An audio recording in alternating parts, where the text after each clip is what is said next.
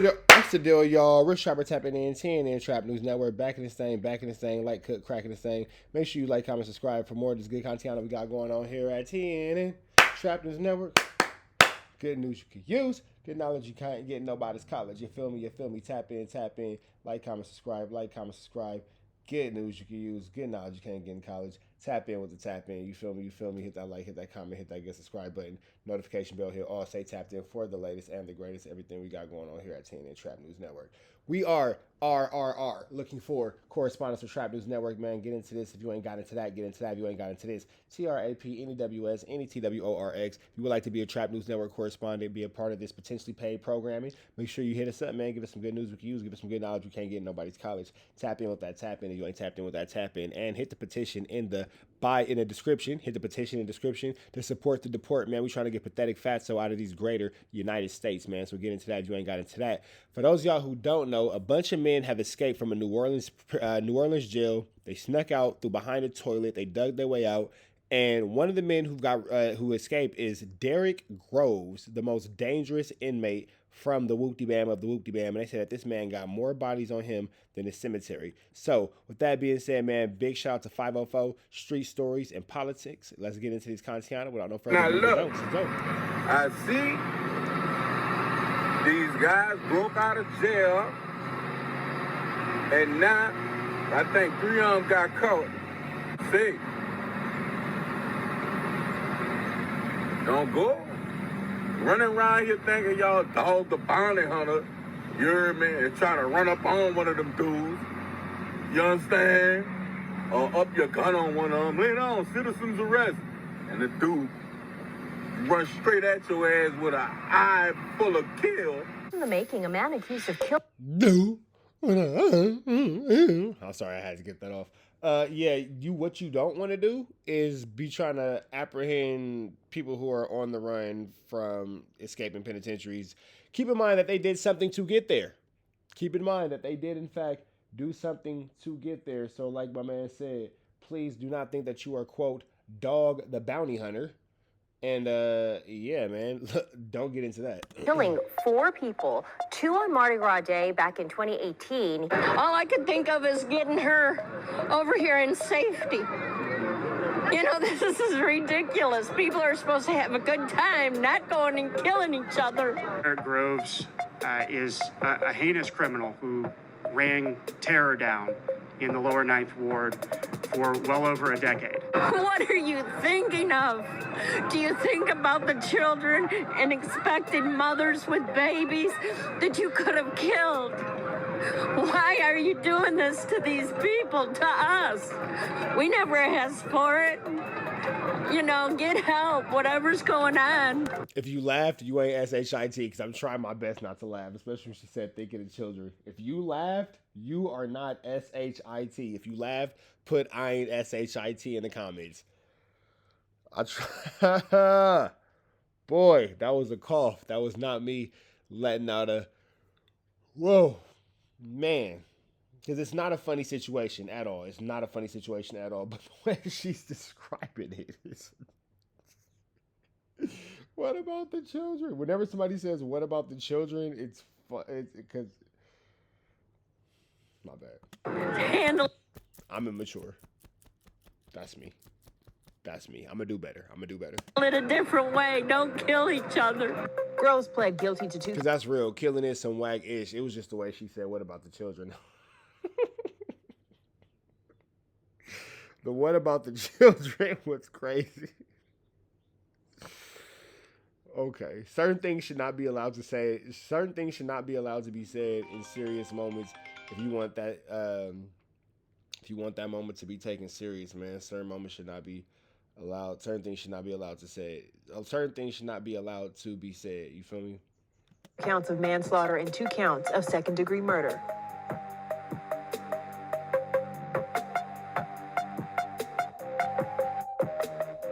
I'm back with another video. Welcome to New Orleans, where the brass man hit the streets, but them choppers hit even harder. It's the Big Easy, but ain't nothing easy about surviving in the NO. Under all them Mardi Gras masks and crawfish balls lies a war zone. A city with a heartbeat that skipped one, where every block got a name, every corner got a code, and every youngin' chasing respect or revenge. And in the heart of that was one name that rang out heavy, Derrick Groves, a.k.a. Woo. He ain't just no hood myth or some name on the news. Nah, Woo was a storm, on in them same streets that raised soldiers and took them. He came up round dope boys, stick-up kids, murder charges, and police task forces breathing down his neck. And still he rose, violent, loud, untouchable. Woo was born into the heat, grew up where the only job that paid was hustling, school, and that was just something to walk past on the way to the trap. Woo learned fast, keep your mouth shut, stay 10 toes down, and never let no man disrespect you on these streets. His name started ringing at a young age. First for petty shit, stacking bikes, flipping nicks, pressing other little crews, but it ain't take long for the stakes to rise. By the time he hit 16, they say Woo was already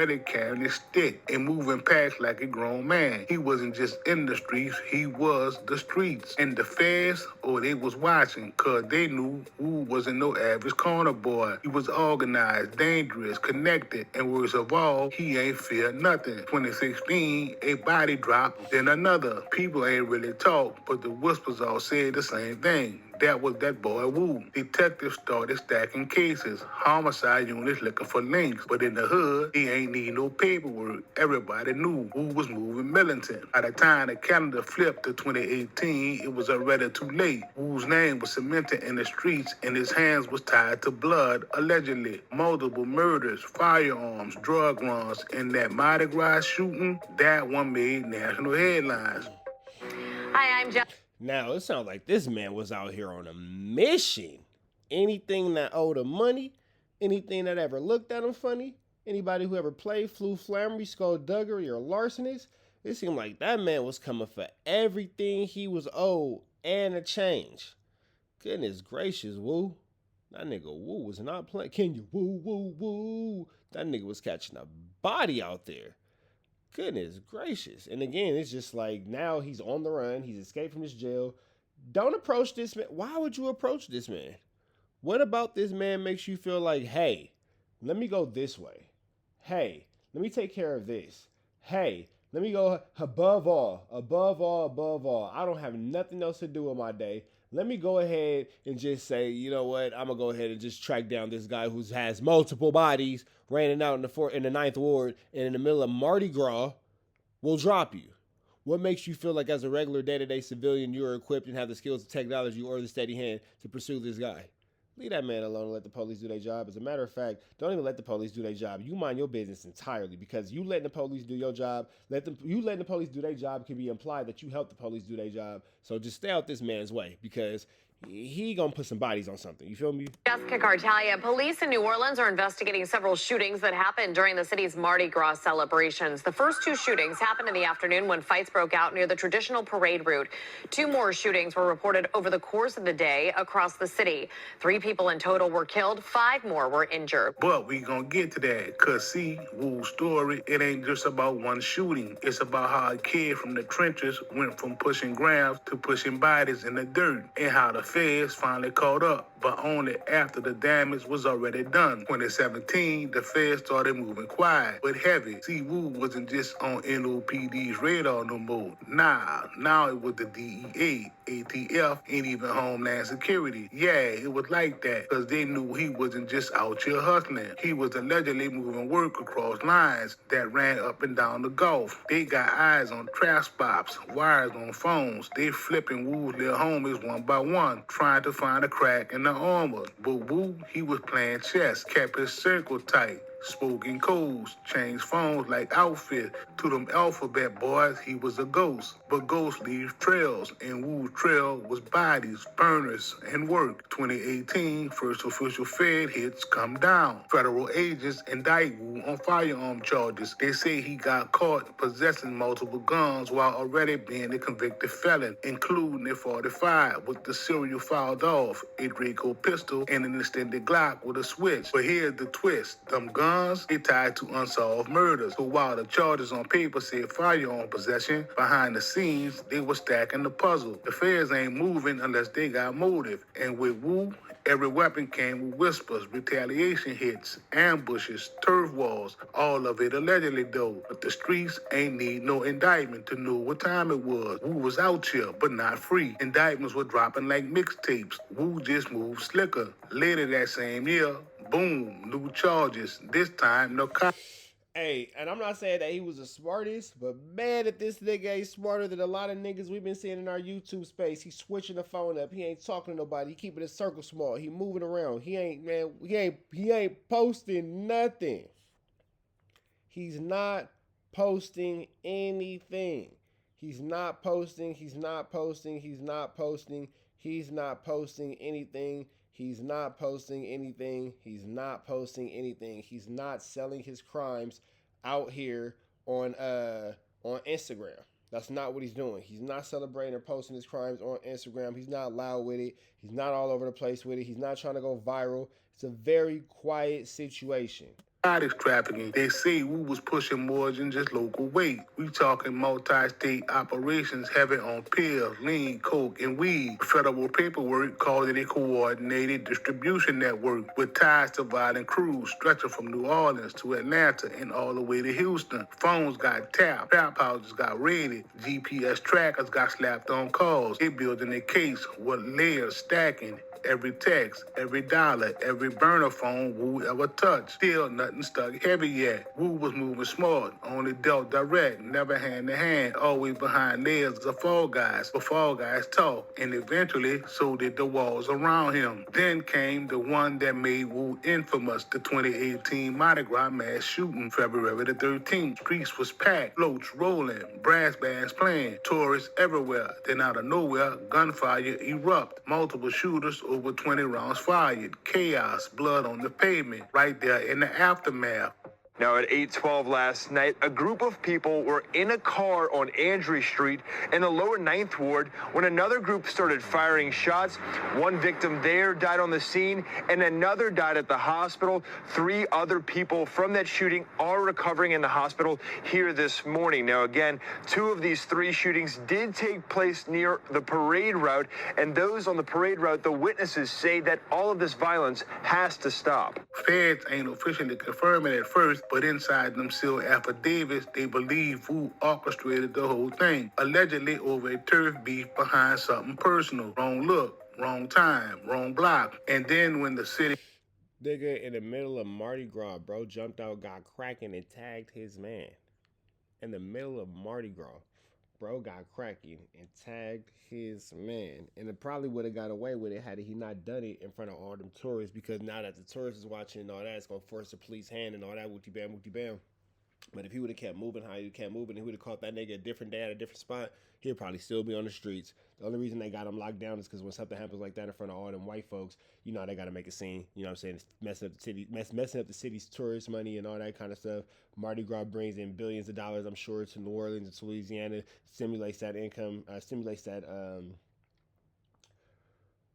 what was I looking for? Stimulates the finances in the properties. I'm sorry, what the hell was I looking for? Stimulates the economy. That's what I was saying. Stimulates the economy. Stimulates the finances. My bad, brain farting. Stimulates the economy of New Orleans. So I'm sure, you know, that has to be taken with a certain level of, you know, severity and all this. But boy, if you wouldn't have caught a body at Mardi Gras, could you probably still be on the streets, not on the run? He's on the streets still, but he's on the run on the streets because he broke out of jail. But whatever, being on the streets is hard. They flipped, Wu wasn't just a suspect. He became a headline, the face of the city's spiraling violence. The mayor gave statements. NOPD increased patrols. ATF called it a major escalation in organized urban warfare. After Mardi Gras, the gloves came off. They raided everything: stash houses, baby mama cribs, cousins' apartments, scooped up phones, pills, straps, burner accounts, even old Snapchat stories. In late 2018, Wu was officially officially indicted in federal court. Charges read like a mixtape track list: narcotic trafficking, felon in possession of firearms, and furtherance of drug trafficking, and suspected links to multiple murders. They painted Wu like a criminal CEO, running crews, setting hits, pushing dope, stacking bread, and even inside them courtrooms, Wu ain't flinched. No cooperation, no plea, just that cold stare, like he already knew the life he had chose. But the feds, they don't stop. And they had time, evidence, witnesses, and they planned to bury Wu under the jail. 2020 hit, and the case against Wu, it came heavy. By now, the feds have been building for over 2 years. Surveillance, wiretaps, informants. They were stacking statements, phone records, jail calls. Every brick in Wu's empire was being documented. And then folks started flipping. People Wu used to ride with, eat with, call bros, started signing them proffer agreements, testifying in open court, telling stories about drug runs, stash spots, even bodies that never made the news. Witness folks say Wu gave the order for a hit on a rival crew leader back in 2017. Witness 6 say Wu kept a Draco under his seat every time he rode. Witness 9 claimed Wu bragged about airing out the Mardi Gras shooting like it was Baghdad. Some say they was lying, others say they was scared. But in that courtroom, them stories stuck. The feds ain't just relying on witnesses though. Nah, they came with the evidence mountain. Phone taps from Wu's Galaxy burner where he had talking in code about zips, sticks, and slides. GPS logs showing him Zip, sticks, and slides. Oh, Wu, you was doing so good tossing the burners. You got caught not tossing the burner. This just goes to show, man, he started off so careful, so meticulous, so on his game, and he got comfortable, bro. You can't get comfortable. He got comfortable, man. Wu got comfortable. That was the end of Wu. Outside of Robert's house the night before a retaliation hit. Photos pulled up from deleted Snapchat stories showing stacks, straps, and lean cups in the background. They even had jail calls, Wu talking reckless, using coded language that the feds decoded later. Calls where he mentioned dudes had crossed lines and needed to be put to sleep. Wu's defense tried to play it down, said the feds were fabricating, stretching slang into conspiracy. But in the jury's eyes, that pile of proof was looking way too high to ignore. It all came down to that one day, courtroom packed, media lined up. The jury came back after 3 days of deliberation, and the verdict: guilty on multiple federal firearm charges, guilty on possession with intent to distribute narcotics, guilty on possession of firearms and furtherance of drug trafficking. And the murders are not charged directly. It was considered relevant conduct, meaning they counted when it came to sentencing. Judge ain't hold back, called Wu a danger to the community, said his leadership turned neighborhoods into combat zones, and dropped the hammer. Life in federal prison, no parole, no second chance, just cold steel bars. In the making, a man accused of killing 4 people, 2 on Mardi Gras Day back in 2018. He was found guilty on several charges, including second-degree murder. WDSU reporter Ariel Brumfield joins us live from the DA's office with how this verdict is impacting the families involved. Ariel? Well, you guys, this guy has hurt a lot of people, and it's been several years at this point. Investigators in this case says that Derek Groves, he is going away for a very long time. FBI Homicide Unit Chief. A guilty verdict now landed 6 years in the making. Derek Groves, a man accused of killing 2 people Mardi Gras Day in 2018 and injuring several others, pled guilty on Wednesday to several charges. A jury returned a unanimous and powerful verdict in the case of Derek Groves. Now, Groves was found guilty on all counts, 2 counts of second-degree murder and 2 counts of attempted second-degree murder. Investigators say Groves opened fire on a house party on St. Claude with AK-47 rifles, killing Jamar Robinson and Byron Jackson. 3 eyewitnesses and cell phone records helped dismantle Groves' alibi. In the trial, District Attorney Jason Williams says was nothing short of complications for the prosecutors and the victims' families. The weight of their grief has been immense and a constant companion through every hearing daily, every delay, every setback. And while no court decision can bring back their loved ones or fully heal their wounds, this verdict provides a measure of justice. But we learned Thursday justice is being served once again. 2 other victims Groves is accused of killing, Tyrone Francis and Woodrow Smith. Derek Groves is a heinous criminal who ran terror down in the lower Ninth Ward for well over a decade. And that reign of terror has been ended. In fact, again, notice how they're not charging him with any of the things that he did outside of that Mardi Gras situation. They don't care about what he did in the hood. They don't care about him terrorizing the projects. They don't care about him selling dope and all that kind of stuff. They don't care about none of that. They care about him terrorizing them tourist dollars and messing up them white people. That's what they care about. That's what the meat and potatoes of this situation is. Why they upset. Nigga, you was over here picking up our tourist dollars, so we got to sit you down, big dog. In fact, today, Derek Groves pled to 2 more murder cases. Groves pled guilty to 2 counts of manslaughter and 2 counts of second-degree murder. And we're told Groves, which is still not the unalivement one. So because he still got the manslaughter and the second degree, he still got action at the streets. Will be serving his sentences consecutively. Reporting from the DA's office, I'm Ariel Brumfield, WDSU News. Once Wu was gone, the streets changed, but now how folks expect it. Some say peace came, others say vacuums created chaos. Young wolves fighting to take the throne, Wu left behind. Police increased patrols, DEA hit harder, but still the cycle kept spinning. Wu's name kept ringing in the streets. Some call him a monster, others a legend. Depends on who you ask, but everybody agreed on one thing. Derek Wu Grove left a mark on New Orleans that ain't never gonna fade. Once the gates closed behind Wu, it was a whole new battlefield. Even though Wu was already in federal custody, his state-level charges were pending, what ultimately led to him being transferred back to Orleans Parish Prison. The rest will be history. All right, man, and that man is actually escaped from prison. Let me see. Let's pull this up real quick. Hold on. Let me show y'all this, because he's actually on the run right now because he escaped from jail. So that's safe. That makes you feel comfortable, doesn't it?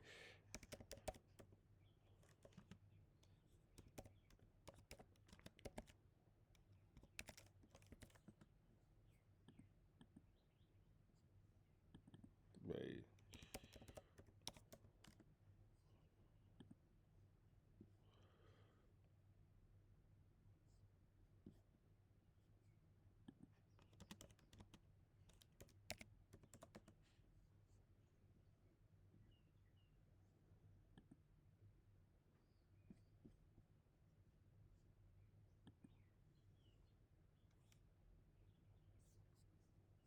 All right. His face is involved in so many cases of violence. Derek Wu Groves, a 4-time convicted killer at 27 years old, still on the loose after climbing. And then look, this is sick, nigga. They climbed through this hole right here behind the toilet and then wrote ha ha ha LOL all that on the wall and clowned the police, nigga. They carved a hole behind the toilet and got on. Through a hole behind a jailhouse toilet and scaling a fence to freedom early Friday morning with 9 other men. His criminal past, the most violent of the 10 men to escape the Orleans Justice Center Friday. District Attorney Jason Williams prosecuted Groves himself. His escape has made him uneasy. Look, these have not been the most relaxing days since I found out from the media that he was a part of this jailbreak. Groves was convicted last October of killing Byron Jackson and Jamar Robinson on Mardi Gras Day in 2018 in New Orleans' 9th Ward. He was given 2 mandatory minimum sentences of life in prison. Groves was tried 3 separate times in the killings. One was overturned due to being convicted being a non-unanimous jury. Another was a mistrial. During the third, the state secured a conviction. When you don't have every single witness come forward, we're able to use the words and videos and posts of Groves himself from his own social media, in which they were bragging about what they did and making threats prior to. Groves pleaded guilty to 2 counts of manslaughter for the July 2017 killing of Woodrow Smith and in the killing of a separate victim after his October conviction. Groves also has a criminal past in drug dealing in federal and state courts and stands accused of battering a correctional employee last year. Groves was awaiting... Hey, this nigga's thugging, bro. Like, damn. That nigga even whooped on the cop. Correctional employee, that's still a cop, bro. That nigga's thugging. That nigga whooped on... And stands accused of battering a correctional employee last year. Yeah, that nigga's thuggy. He don't give a damn. Groves was awaiting sentencing in the manslaughter cases at the time of his escape. Groves' aunt, Jasmine Groves, maintains her nephew's innocence in the killings. She says Derek Groves has been stabbed 3 times while in jail. She says he never should have been able to escape had the jail been staffed properly. She adds that her family was more comfortable when he was housed at the Louisiana State Penitentiary. Just think about how horrible OPP have to be if you have more of a settled mind. With him, it ain't going to. Groves calls on her nephew to turn himself in, out of a priority for his safety. So in my heart, I just feel, and I'm praying to the Lord, he have him covered and protected, and I pray that they don't try to kill him. Derek Groves is one of 6 men who remain at large after Friday's jailbreak. Authorities encourage anyone with information about their whereabouts to call Crime Stoppers at 504-822-1111. Am I the only one I saw her and thought like, all right, Torta? Ha! Little Tortiana. We up out of here to the next one, though. Y'all know the deal. Red dots to the left. Y'all know the rest. And it's free. Avenue Angel Tweets free. We gone.